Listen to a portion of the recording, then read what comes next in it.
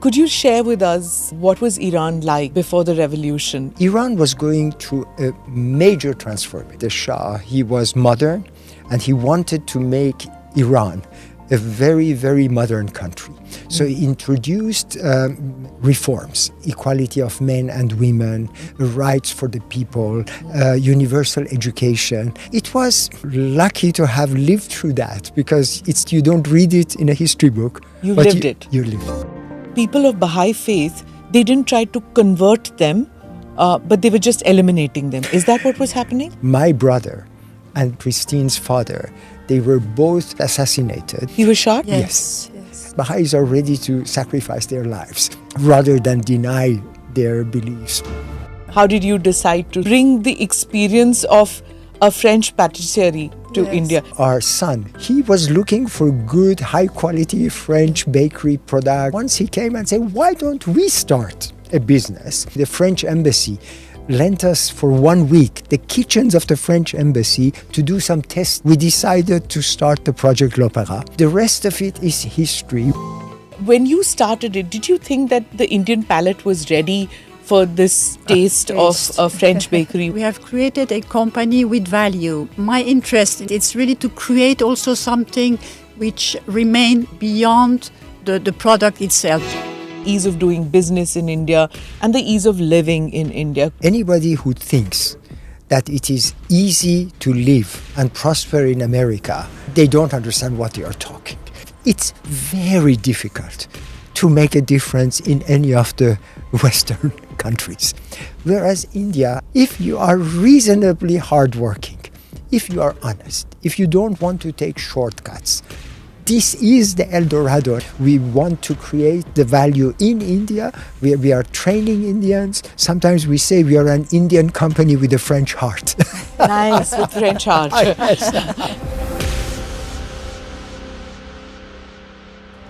This episode is powered by easemytrip.com. Namaste Jai Hind, you're watching or listening to another edition of the ANI podcast with Smita Prakash. Many of you in your social media feeds would have read about success stories of Indians who have left India about 10 to 15 years ago and become millionaires and billionaires. And then there are stories of third-generation billionaires who don't want to live in India and are choosing to open family offices in tax-friendly countries. Today we meet with Christine Samandari Hakim and Kazem Samandari, a couple who are not Indian by birth but decided to live and work here. Kazem Samandari was working with several multinational companies before he and his wife decided to open an authentic French bakery and tea house in Delhi. Then they expanded. Christine Samandari is French and Iranian by birth. Of course, there are many foreigners who live in India and work here and have made it their home. Why do I have the Samandaris on my podcast? Because they are an inspiration as a couple. And I also wanted to know what led them to believe that Delhi and now rest of India understands the experience of eating at a French cafe. Thank you, Christine. Thank you, Kazem, for coming on the podcast. Welcome to the show, even though I have stuff out here which is not from your bakery. But in spite of that, I'm so happy that you are here. And I have your permission to use your first names in the show. Yes, Thank you. please Thank do. you so Thank much. you for having us. Thank you so much. Thank So, you. Christine, I'm going to begin with you. I want to know your story about where you were born, where did you go to school, and when did you meet Kazem? Well, in fact, I am half Iranian, half French. My father was an Iranian professor at university and doctor. So I was born in Tehran, in Iran. And my mother was a French artist, French painter. And she was raised, of course, in France. And they met each other in France, in Brittany, in Bretagne.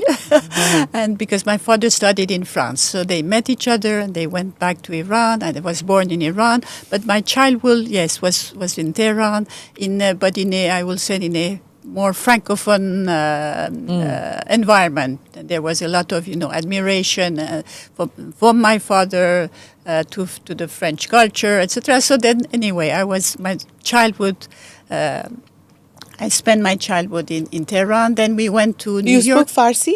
I do.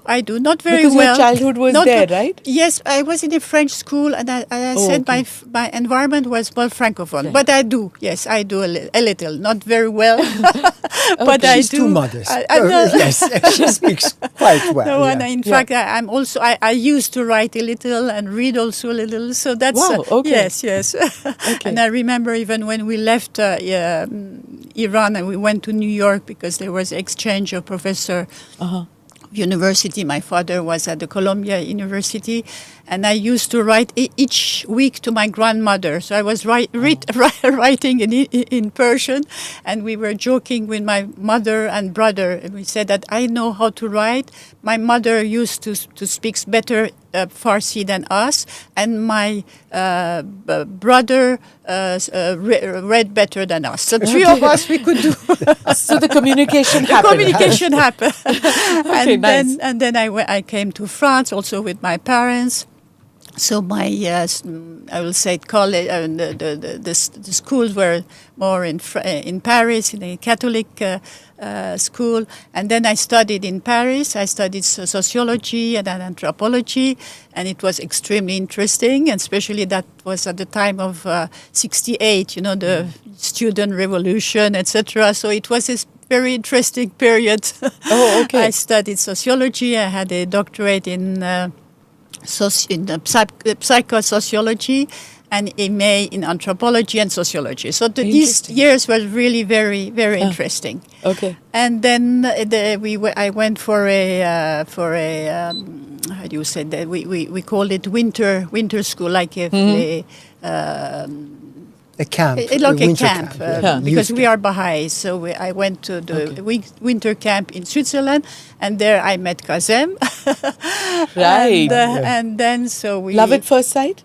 Love at first sight, You exactly. do really, but it is It it was on the spot. True. It was, if you read in novels and this can happen, but I can tell you it can. And the moment I put my gaze on Christine, I knew she was the person. Wow. And the rest of it is just getting the confirmation of that. And it was reciprocal. So That's Okay. And after that, so of course Kazem came, because Kazem was studying in Zurich at the Polytechnic of Zurich, and I was still finishing my doctorate in Paris. So he came very often at that time by train in the night, etc. He arrived in the morning, and he came to one of the cafes, and so we met each other for, I think, 8-9 months of, as we said here, courtesy? No, Courting, yes. courting period. So did he come and meet your parents? Was your mom okay with you dating him?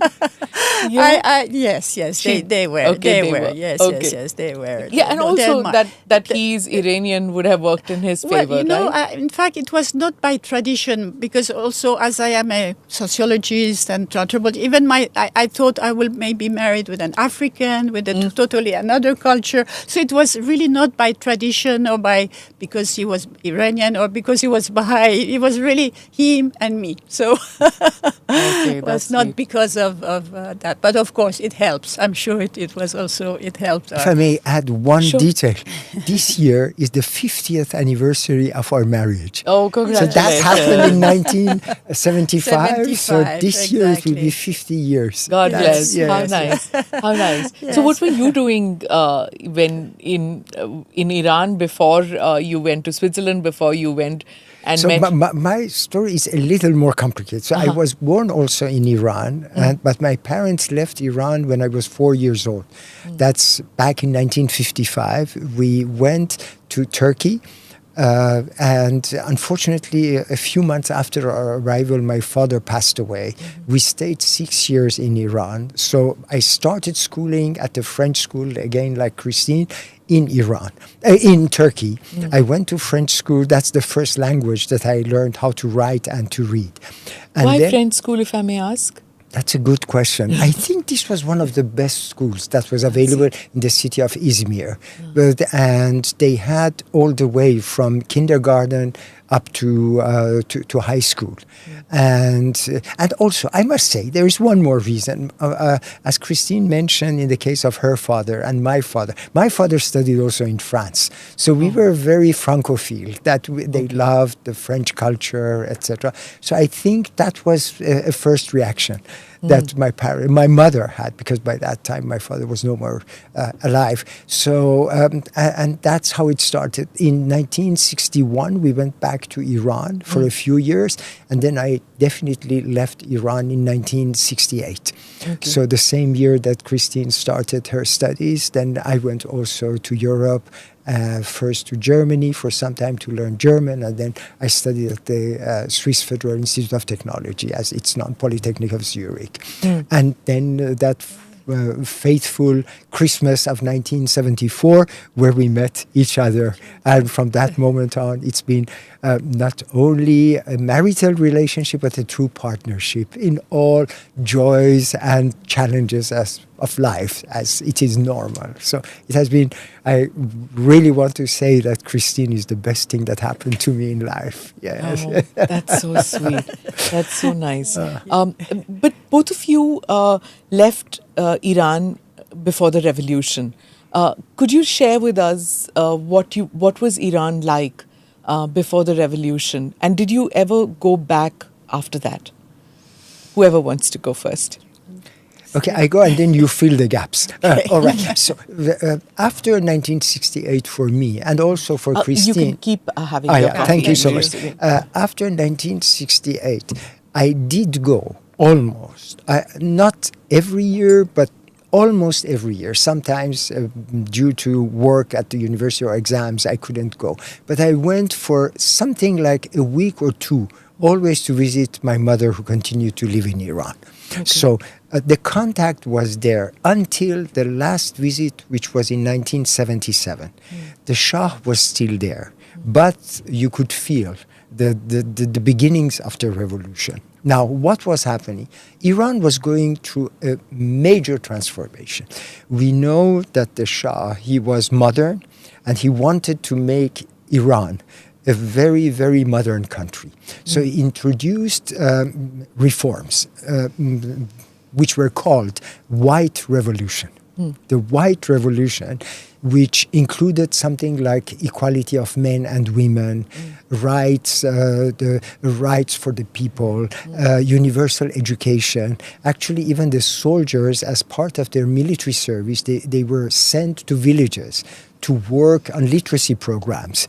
And they were modern and modernizing industry, building roads, infrastructure, etc. The whole thing was also accelerated after 1974 with the increase with the first oil shock that came, that, you know, the revenues of the country multiplied, exploded. So the country was in full revolution. Evolution. Before it became into a revolution. However, it is true that there were the country was developing with different speeds. There was one part of society which was modernizing very, very rapidly. And they were also accepting Western norms, like freedoms, like, I don't know, what may be very normal here, like dressing, singing, partying, and those kind of things. But there was also a large majority of the population that were rural mainly. They were much more conservative, and they were still under the shock of this transformation. So these tensions were there, plus with the huge amount of oil revenue which came into the country, inflation skyrocketed, and inflation usually hurts the lower strata of the society much more than the other ones. True. So those who were more rural, who were, let's say, less modern, who did not have access to that development, they felt totally left behind. So the germs of the revolution started growing in the late 60s and during the 70s.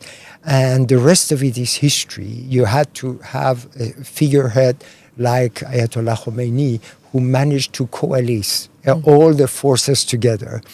And it is true, the last time we visited Iran in 1977, you could feel unrest. Now, not only in the lower strata of the society, but also some of the more reformed or modern parts of society who wanted even more freedoms, who wanted more opportunities. And it is true, because this is history, there was also rampant corruption. Nothing could be done, nothing of real meaning could happen if there were not some relations with the court and with the members of the family and relations, etc. But this we know from other countries as well. So then you had some of the people who were very, very educated, who could not have access to these relations. So there was a true, when the revolution happened, it was a really popular revolution. And people wanted that. And there was, perhaps that was one of the few times or last time that there was a democratic consultation of the population. There was a referendum with Ayatollah Khomeini, and I think something like 97% of the population they voted for the abolition of the monarchy. So this was not forced. At least this one referendum was a very democratic referendum. But once it was done, what happened after that was really not democratic, because then power was concentrated in the hands of a few, and all opposition was systematically eliminated and taken away from this. But it was, excuse me if I speak too long, but it is, in a sense, sometimes I feel lucky to have lived through that, because it's not, you don't read it in a history book. You lived it. You lived, yes. Did your mother stay back? So my mother, luckily, as Christine mentioned briefly, we are Baha'is. And the Baha'is, unfortunately, under the current regime, are very, very, very heavily persecuted. And my family also, because they were known as Baha'is. And we convinced my mother, just in the early days of revolution, as long as still Baha'is could travel overseas, to leave Iran.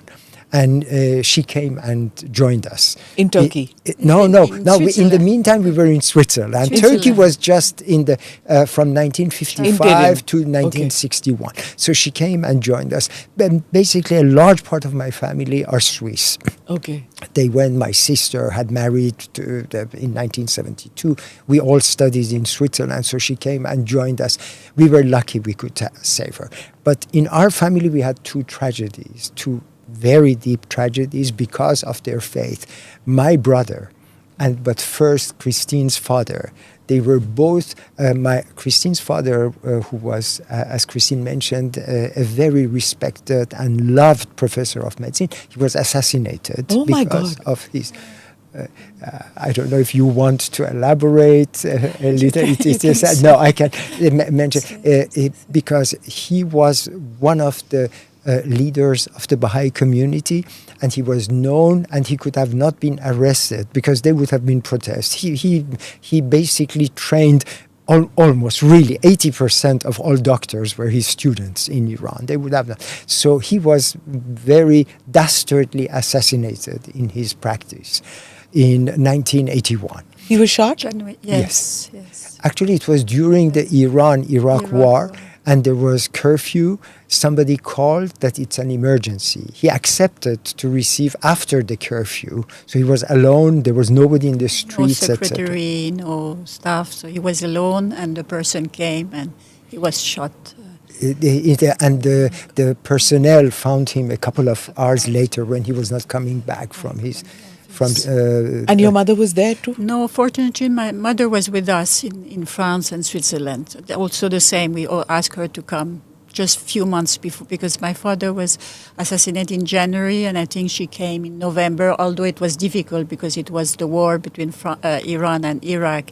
But she did, we convinced her to come out, and she came by bus, etc. So did you get a phone call saying your father has been killed? Yes, it was true. In fact, the family, cousin's family, uncle. Yes, so at that time my brother was alive. Was still there. And then he called. He gave us the news of the assassination of my father-in-law. So but people of Baha'i faith, they didn't try to convert them, but they were just eliminating them. Is that what was happening? Well, I must say something. The Baha'i faith is something you live. It's very deep in you. Yeah. And Baha'is, if they believe in their faith, they don't just change or convert to save their lives.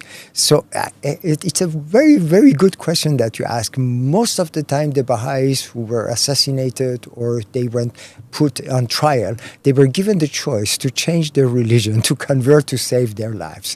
But it is so profound. If I may say, my brother, and then I will say, because that's related to your question, my brother, one other thing that was done by the current regime, they forbid Baha'i youth to attend universities unless they would declare that they are Muslims. So in the entrance forms of universities, there is a religion column, which is very different from India. When you get an Indian visa, I got now, when you go, among the choice, you have Baha'i. Oh. Yes, so you can cite you are Baha'i, you are Zoroastrian, etc. In Iran, they give you only it's Islam, Christianity, and Judaism, and Zoroastrianism. These are the 4 choices you have. Nothing else is accepted.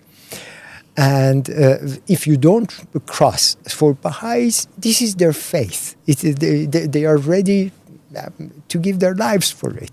So they don't play that game. So now what I wanted to say, my brother, he was helping organize what it's called the Baha'i Institute for Higher Education, which is an education. This was like, it sounds negative, but it's like an underground university. Okay. It's a self-help university of the Baha'i community. So Baha'is who had degrees, they would teach young Baha'is at homes, online, or in small groups. You know, somebody who had a doctor in chemistry, he would teach chemistry, etc. Amazing. That's God's own work. Yes. And my brother, he was one of those who was facilitating this university. So you would call, like academic member of that. And they were also facilitating correspondence courses with universities in the United States, in Europe. And by the way, quite a few Baha'is came also to study in India. There were a lot of Baha'is who studied in Pune and in other universities. So my brother was doing that. And then he was arrested once, and then he was released after some time, and then he was re-arrested in 1992. And I don't go to the details. There was no news about him during 14, 15 days because it was during the New Year holidays. And after that, when his wife went to ask, what happened? You asked my husband to come and see you to the police station. Where is he, etc. The only thing they did, they gave him his briefcase, empty briefcase, his glasses, and one small piece of paper, which we still have. It was like, torn out of the school notebook. And my brother had, it was addressed to his wife and children. He said, please forgive me. I could not deny my faith. Oh my God. And so he was asking forgiveness that he left them, and he did not deny his faith, and there was a few words for me and my sister to take care of his family, etc. So this goes to the point that Baha'is are ready to sacrifice their lives rather than deny their beliefs, because it's not just a badge, it's very profound. Can you tell me a little bit about what it means to you, the Baha'i faith? The Baha'i faith, yes. In fact, Baha'i faith has the main message is unity, unity of word, unity of people, of religions, that we are all from the same source, the same God. And there is a spiritual, of course, messages of the evolution of the soul, and that we are here in this world to develop our qualities and virtues, and that there is also many social principles like equality of men and women, of science and equilibrium of science and religion, of finding oneself, the truth. So it's this consciousness of the society together with the development of one's soul, of one's spiritual life. And In summary. yeah, nice. And this thing of never wanting to let go of religion, is it a way of life, or is it are there parameters around the Baha'i faith that tells you how to lead your life? What is it? How does it work? Yes. You know, sometimes people say, "Are you a Baha'i?" Because Baha'i, it sets very, very high ideals and standards. So I have not seen anybody, any normal human being, can say, "Oh, I am a real Baha'i," because it's a very high standards. Okay. But Baha'is, if they are honest, they say we are striving towards this goal. And this is both a personal and a collective societal goal. And it's a way of life.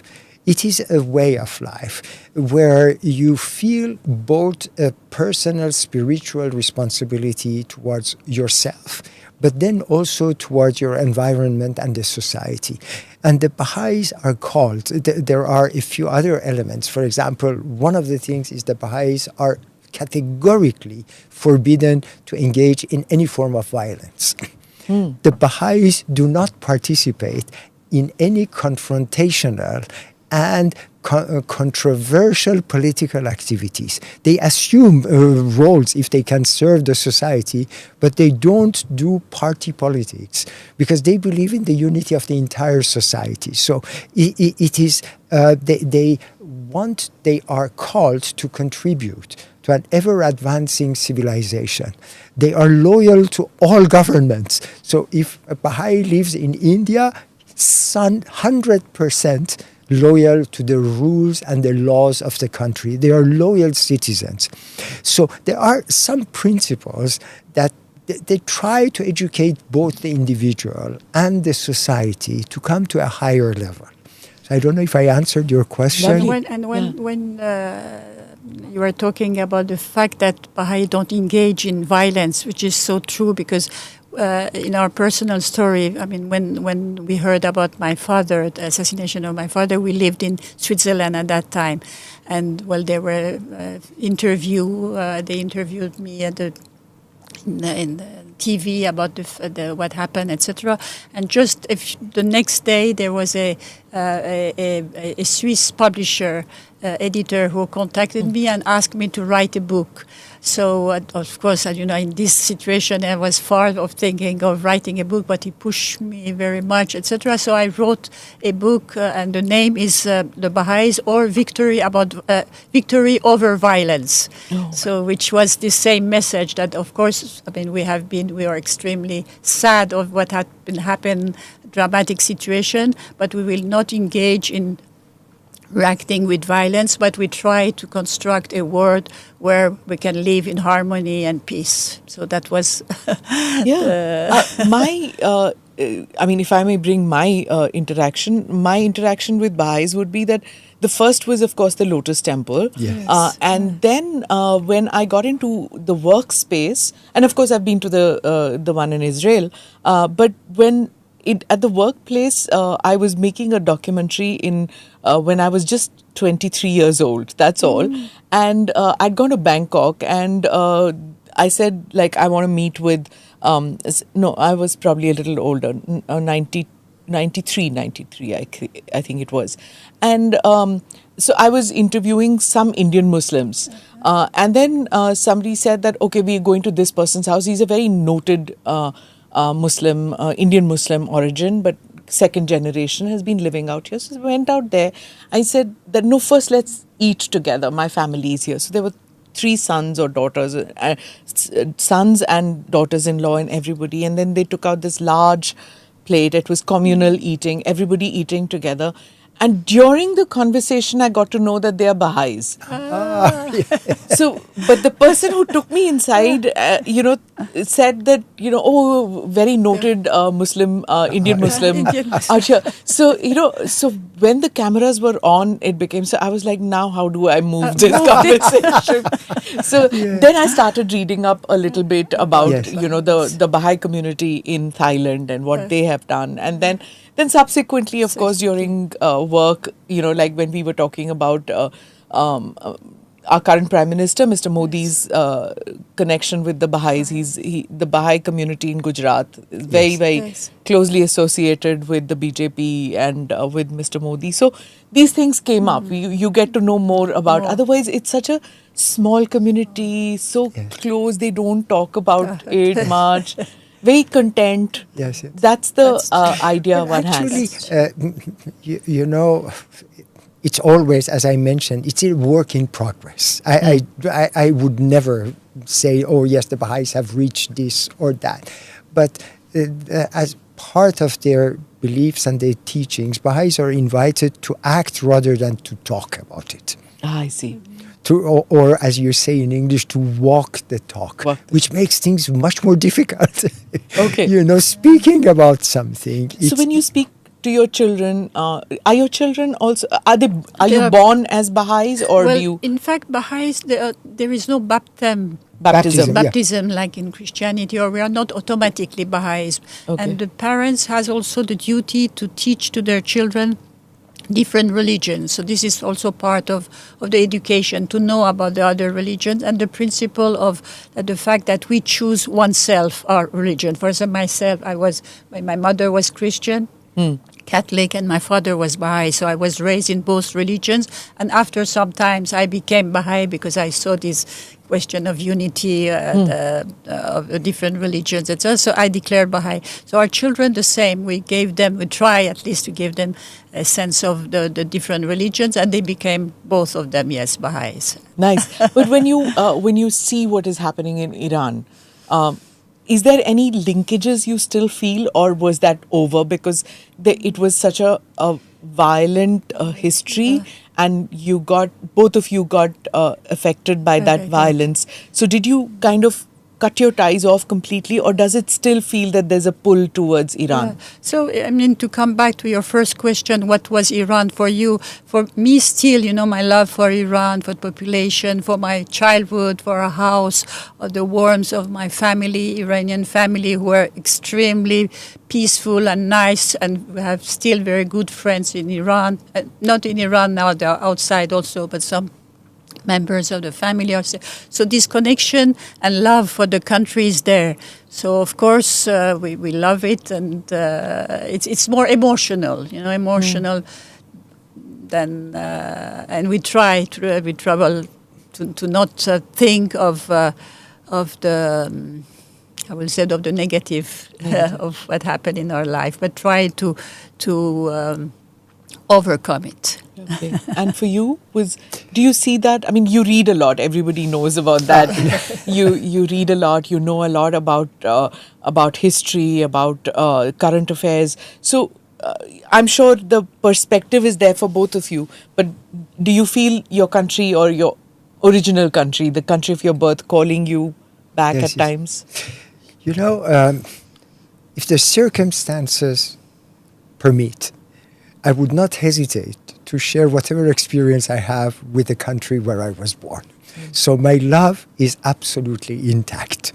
Recently, one of the Iranian diplomats who knew about our business activities, etc., was telling me, why don't you do l'opéra in Iran? I said, I would like to do it, but I don't think they will let me do it. And he said, and then he said, because he knew we were Baha'is, he said, perhaps now it's not the right time. So for me, it's a little more complicated. I feel emotionally, and my sentiments and my feelings are Oriental. So if you go deep, I like the same things, qualities that you have in India: hospitality, love for family, this warmth, etc. So this is distinctly Oriental. Yes. Then my way of thinking. Because I was raised also, I went to French school. It's very Cartesian. It is very logical. This is quite French. And this is the country which opened its arms and gave us our citizenship and really gave us the shelter, the place where we could now call home. But then there's also a third dimension. Since I was trained in a Germanic and Swiss-German environment, my work ethics and my way of work is more Germanic. So it makes a combination of Oriental, Iranian, French, and German. So if I would analyze myself, so that's what I would feel. But there is no doubt that we love Iran. And, historically, we know it has happened to almost all countries. There are ups and downs. So we want to see these conditions because it is not reciprocal. We love no matter who is in power. And we would just like Iranians want to live as peaceful citizens and help contribute to the development of the country. They are not at all engaged in wanting to change the regime. Nothing. If this is the will of the people of Iran, so be it. But they should also allow Baha'is to live peacefully and to contribute their part to the development of the country. I couldn't agree with you more, totally. So now both of you are such global citizens. You've spoken about that part of your life. Now I want to know about the India part. How did India happen to the two of you? Yes. So I was in Paris. We were in Paris. I was, in fact, heading the Office of Public Information about international community in Paris. And at that time, I was coordinating many interesting educational and social projects in Europe. But at that time, the office closed, so I was more free to leave Paris. And Kazem was, for his profession, traveling a lot in Asia, especially in Japan and other countries. And our son was in Paris, so our life was in Paris. And after some time, my daughter and son-in-law and our grandchild, who was at that time 2 years, decided also to leave France, and they wanted to have another experience of life. And my son-in-law was with Mackenzie. So they decided to come to India, and he worked for McKinsey in India, in Delhi. And so, of course, we were happy for them, but we were very much missing our children, especially our grandson. And we were just talking very informally, maybe one day we can come to India. And then my daughter once called us, and she said that the apartment right below their apartment is free. And the owner, the landlord, said that if your parents are interested to come, she said, okay, I will ask them. And then he said, but you have only 2 hours to decide because because Indian landlords are very famous. Because I have somebody else. So my daughter, we had a conference call because I'm from Japan. My daughter and son-in-law in Delhi, my son and myself in Paris, and my daughter said there is this opportunity, and Kazem said, do you want to go to India? I said, wow, that will be fantastic. He said, okay, so let's go. So we decide in 5 minutes, I will say, to relocate come, to India. To India. Of course, it takes few months to do the shifting, and I had to close the office, etc. So this came a few months, but then we shift, and we went with my mother, who was at that time 95 years. Wow. And at 95, she decided to move. She came with us, and she was absolutely very, very happy. She loved India. She loved discovering the country. So that's how we came to India. That's such a lovely story. When I did the introduction, I was talking, I'd just done an interview, a podcast with a person who's written a book. And he's Dr. Sanjay Baru. He was media advisor. Yes, I'm reading his book He's right reading his now. book, yes, that's about his book. Yes. So I did that interview, and it's about Indians who are, he says seceding, who are leaving the country, opening offices outside the country who are global in the sense that they went to study abroad, and when they come back, they're third generation Indian business families. They don't like to want to stay here. They want that international experience. They have left.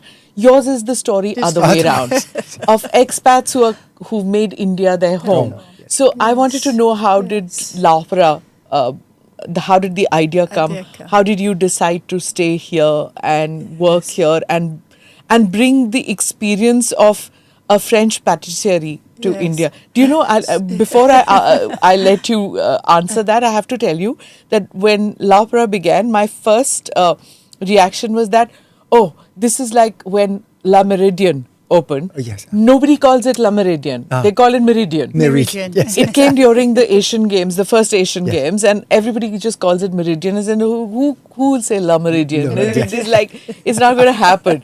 And when La Opera opened, I said, why are they calling it La Opera? It's never going to years ago. But yes, go ahead. How did it happen? Yes. So tell me your story. So how did you decide? The first part Christine said. So then we decided to be here just to be close to our children. I continued to travel. I was and my granddaughter also was born here. So yes, your granddaughter. So now in the meantime, they were 4. Yeah. My offices and my residence was in other parts. I was mainly in Sydney, Tokyo, and Hong Kong. And I was residing also there. Singapore, right? In Singapore. That was my residence and everything. But I would spend about 10 days, 15 days sometime. I would come and visit the family here. So then at exactly that same time, our son was finishing his studies. And as part of his business school diploma, he had to spend 6 months overseas and to write a report. And he came to India. He interned with the Usha company, the household, the fans, etc. And during these 6 months, he was looking for good, high-quality French bakery products and Viennese and breads. And he sensed that, yes, there were some products in 5-star hotels, but you had to go inside the 5-star hotel. And the shape was good, but the quality, that's a different story.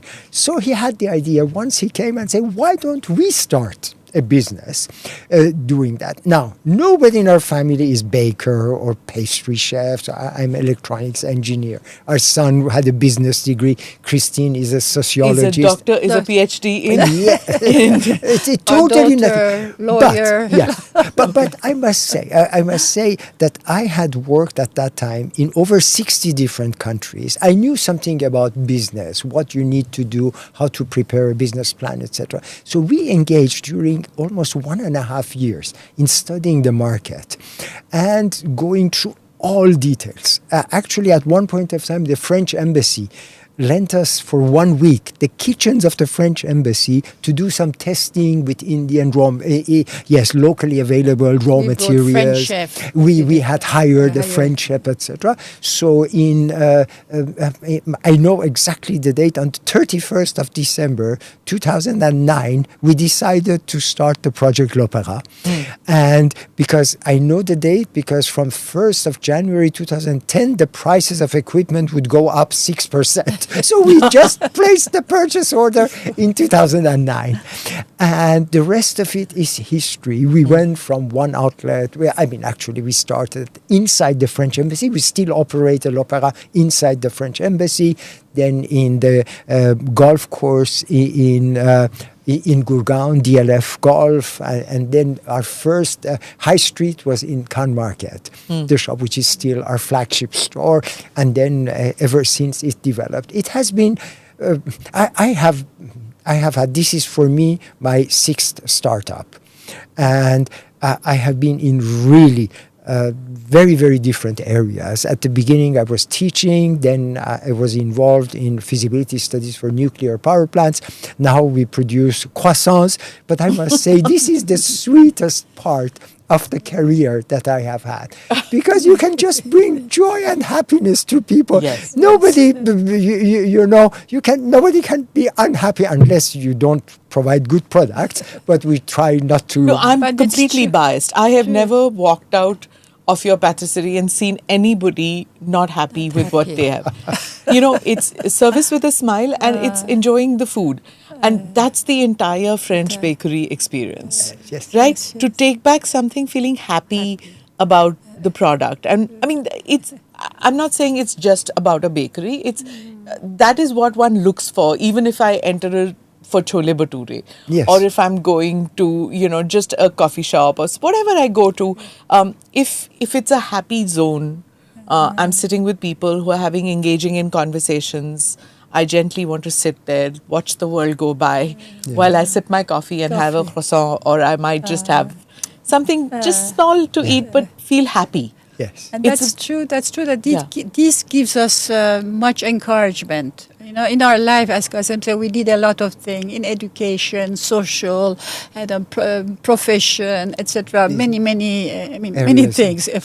But with this l'opéra, we feel that the people are really happy. I mean, guest or customer or whatever, they are really happy. So this happiness gives us also the courage to continue. And so I'm so happy to hear that you have also the same So ingredients. I experience, want to the ask you about ingredients. Was it difficult initially, and is it easier now? And how did you plan to import it or locally source it? What did you do?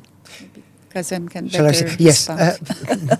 This is a complex question, and it is an ongoing question. It's not something that we could solve, but we had some principles. First principle was that we would never compromise on quality.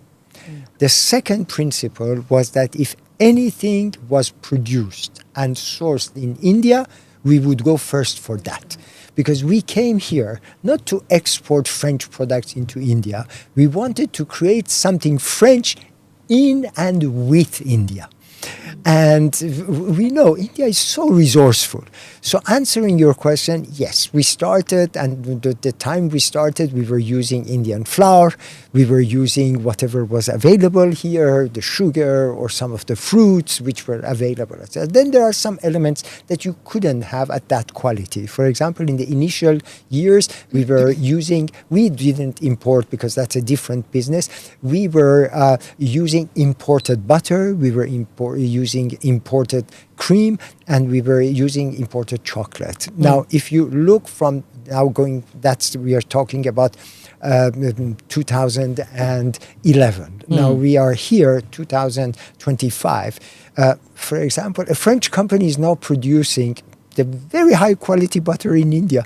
So, and it is almost 1/3 of the cost of imported. So you must be out of your mind to import butter. Yes, it may be 2% or 3% higher quality, but what we have, French products produced in India, are absolutely satisfactory, and they are very good. Or, for example, flour. Indian flour is perfect. The challenge of India in this area, and I share when I am asked by people in the ministries or in different areas, the challenge is the storage. It's the silos. You see, at the beginning of the season, Indian flour is perfect. But then as you move into the season, after 10 months, 11 months, etc., the humidity, the gluten content, etc. So I hope one day, if that part of it... So with flour is a mix. We use Indian flour in the early season, then we have to use some imported flour in order to have consistency. Okay. Chocolate, India has not yet come in terms of industrial chocolate products. So our chocolates come from Belgium. These are Belgian chocolates. In terms of cream, we have a mixed situation. There are some Indian brands that are really good.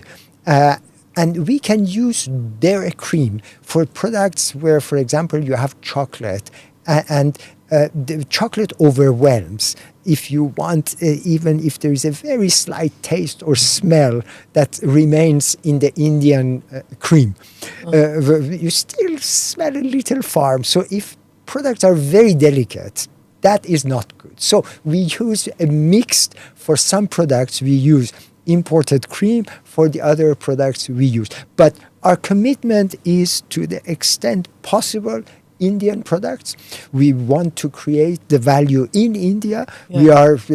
We are training Indians. And sometimes we say we are an Indian company with a French heart. Nice, with French heart. Okay. It's a, yes, I know what the French hearts are. Yeah. Yes, it's very interesting because in my childhood, bakery products in India really, I mean, like if you moved out of Delhi or Bombay or something, and you went into smaller towns, the pastries and the cakes with these lurid colors and it, after a couple of hours, it would literally wilt like a flower. It would just wilt, and it was the cream. And of course, we didn't have refrigeration, all that good refrigeration. So the patisseries were, after a couple of hours, their own products would go bad. Yes. So they would shut down because of that problem. Yes. When you started it, did you think that the Indian palate was ready for this taste of a French bakery? Did you think that? It's a wonderful question. It's a great question.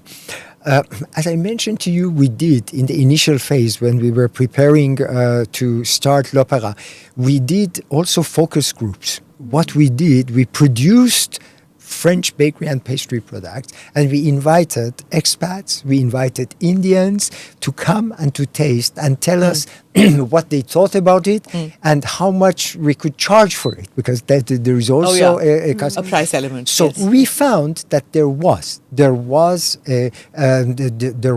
a sufficient market to start the business. But then it took us, and it takes us still. Now we just started our 15th year of operation. We started in 2011, so 14 years were completed in March 2025. We are the 15th year. We want to take very small credit of having familiarized at least the palate of the customers in Delhi with what a real croissant is. And then it's the question is always more complicated. It's never yes. You see, when we say the Indian palate, but the Indian palate is India is wide, it's broad, it's broad. And then you have many Indians. You have global Indians. You have Indians who have traveled abroad. You have Indians who have never went out and read about things, watch Amélie in Paris, etc. Eat her croissant, etc. So there was curiosity. Those Indians who had traveled overseas, they have gone to France or other countries, they know what a real croissant is. Yes. It has to have layered, it has to be crunchy. It is not just a bread in the shape of croissant. Yeah. So, those people over the years increase. And I'm hungry now. And that justified that now we went in Delhi alone, in this area, we went from 1 outlet to 18 outlets. Another 4 or 5 are under construction. So the taste evolved, even in the last 15 years. Those millions of Indians who travel to Europe and other parts of the world, once they had a good croissant, when they come back, they want to have it again. Yes. So those are traveled Indians. Then you have Indians who have lived abroad. Then you have young generations who are curious to discover. So the answer to the question is the palate is also evolving. And this helps us, obviously. And there is the palette, and then what we try at least to do is also to have this experience of going in a little spot of Paris or France, with the decoration, with the art on the walls, etc. So this is also, we had this feedback from many guests or customers that when they go in one of our outlets, they feel something, different, something. So this is also what we try to bring. I'm sure you brought that into that, right? You brought that. Do you cook? Very bad. Well, I must confess, the cook at our home is me. I really cook. Okay. But Christine takes care of everything else, because when you want to cook and you have guests, somebody has to invite them, somebody has to decorate the table, somebody has to take care of the music, etc. So we have a separation of tasks. It's not the traditional one, women in the kitchen, husband doing other things. At our home, and I enjoy. And I like. Yes. I used to find baking a stress reliever. Because you have to be so perfect at doing it. If you make one thing wrong, and when the children are growing up, you do all this. You experiment and stuff like that. And in fact, I used to make trifle from scratch. I still do trifle pudding. I would make it from scratch. And there was I don't know whether you've read Veer Sanghvi. He's Yes, yeah. Yes, Oh, yes, he's yes, what? yes, yes. And And then he I will wrote tell you one. something about Veer Sanghvi. So he wrote about my trifle, and he said the best you get in Delhi is at Smita's table. So, and I was like, and then I remember my family saying, "Really, yours is the best." It's like, no, he was being kind. He was very sweet, but yeah, it's like that. Yes, go ahead and tell me about No, Veer. no, about Veer. You know, when you start a business, we now speak so matter-of-factly as if everything is easy, etc. It's not. We know that. It's difficult. You have challenges. You have everything, etc. And when we opened, we started operations in March of 2011. And towards the end of the year, we receive a recognition plaque. It's no particular event, no particular competition, etc. And Veer Sanghvi had created a plate praising the quality and the work of L'Opéra. This is one of the most precious pieces that you find in my office. Veer Sanghvi says the best bakery and pastry in Delhi. And it is, I will send you privately a picture of that. It is Nice. remarkable. It is so. We remain ever grateful because it was it was a recognition and coming from somebody like Veer Sanghvi. In that. But But you were talking about people who are not familiar with some of the products. Veer, of course, is a widely traveled person, and he would know, a mediocre croissant from a well-made one. But there are also Indians who haven't heard of it. I don't know whether you've seen this, but there's an influencer. Now he's called an influencer, but he makes these reels, and so now nobody calls, like in social media, they call croissant as Prashant. Oh, his name is Prashant. No, his name is not Prashant, but he puts these pictures, and there's a voice which asks him, "What is this?" So he says the wrong thing always because he's this, gives this Provocateur, yeah. village bumpkin kind of a thing. I say, "What is this?" Like, so the word comes back, and he says croissant. So he says croissant, Prashant. It's like not heard. So now it's a joke because I used to keep tweeting about today's the day I'm going to have my coffee with croissant because I just love doing that. And so somebody said, "No, that's Prashant." That's Prashant. But so. You want to go beyond Delhi, I'm sure, at some point of time, where there are people who come from outside Delhi who want to go to these bakeries in Delhi. There are places like in Tamil Nadu, there's this Iyengar bakeries, which are very famous. People used to go to these because there was a special kind. In Calcutta, there are bakeries which are like over 100 years old. People go there for a specific kind of, I'm not going to name them because it's not a sponsored show, but everybody goes for specific things. Do you think that the products that you're making has a pan-India appeal now? And do you want to go to other places other than Delhi? The simple answer is yes.